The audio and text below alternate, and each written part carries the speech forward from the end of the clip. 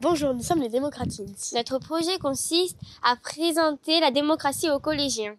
Nous allons interviewer Madame la rectrice de l'Académie de Bordeaux. Bonjour Madame, pouvez-vous nous expliquer quel est votre rôle en tant que rectrice d'académie? Alors, je suis Anne Bizagni, la rectrice de l'Académie de Bordeaux.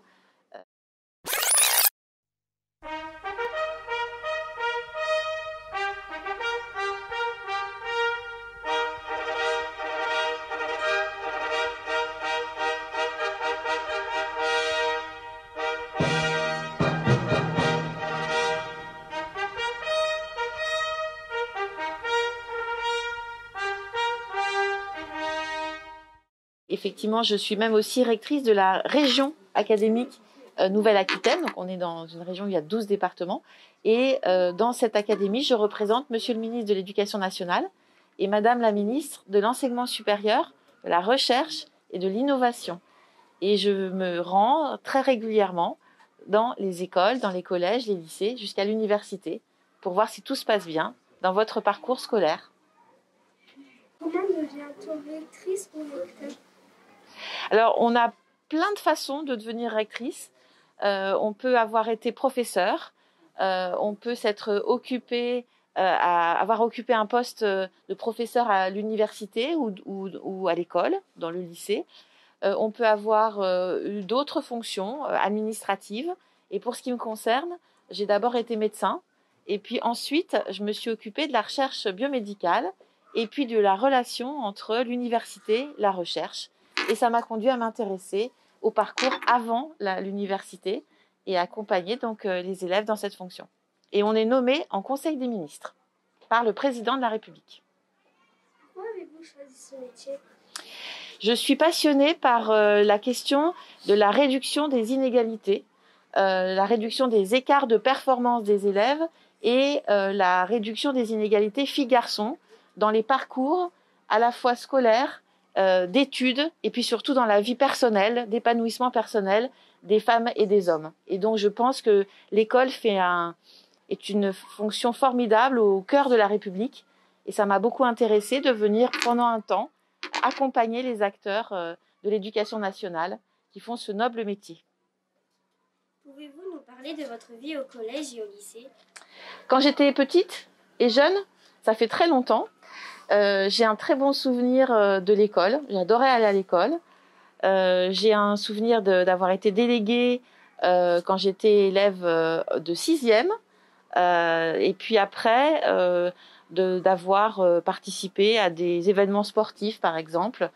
Donc, ce qui m'a beaucoup plu aussi, c'est qu'on n'était pas qu'une classe, mais on était bien un collège. C'est-à-dire qu'au-delà de la classe où on a ses camarades, il y a une possibilité de participer à une aventure un petit peu collective. Ça dépend bien sûr des années, si on a envie, on a moins envie. Mais c'est ça que j'ai trouvé vraiment très, très agréable. Quels seraient les conseils les plus précieux que vous aimeriez donner à une jeune collégienne?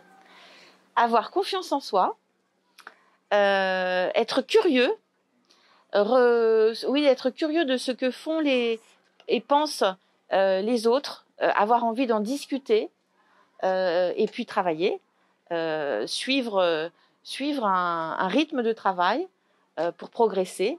Mais je dirais, si j'avais qu'une seule phrase, curieux et confiant en soi. Que faites-vous pour aider les élèves qui ont le plus de difficultés pour qu'ils réussissent leur scolarité?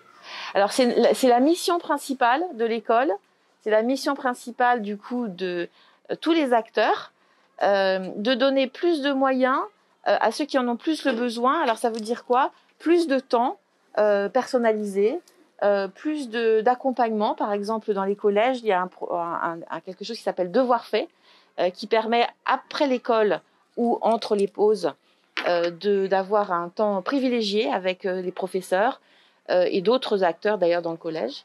Donc c'est donner plus de temps aux élèves. C'est ça, je pense, donner plus de moyens pour réussir. Nous sommes un club qui informe les jeunes sur la démocratie. Est-ce que pour vous l'école en France est démocratique?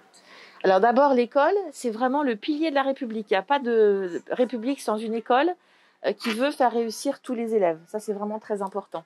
Et donc, en soi, l'école elle est un élément de la démocratie. Mais pour qu'il y ait de la démocratie à l'école, il faut que les élèves la fassent vivre, puissent participer à de l'engagement, comme on a vu tout à l'heure sur la Clean Walk, mais aussi au débat, à la lutte contre le harcèlement à l'école, à des réflexions sur tout ce qui va être l'égalité entre les filles et les garçons, le respect de chacun. Donc, c'est la démocratie à l'école. On veut qu'il y en ait, mais si les élèves ne s'y engagent pas, il n'y en a pas complètement. Donc, elle ne vit que parce que tout le monde, les élèves, les professeurs, toute l'équipe d'établissement permettent cela.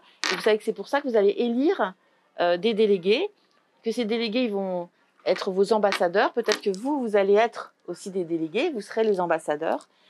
Qu'il y a donc des instances qui s'appellent à la fois le conseil de vie collégienne, mais aussi qu'il y aura des élus au conseil d'administration. Et donc, oui, il y a une démocratie forcément dans tous les établissements, mais elle est encore plus vivante si vous la faites vivre. Merci beaucoup pour cette interview. Merci à vous. Merci. Bonne année scolaire. Merci beaucoup.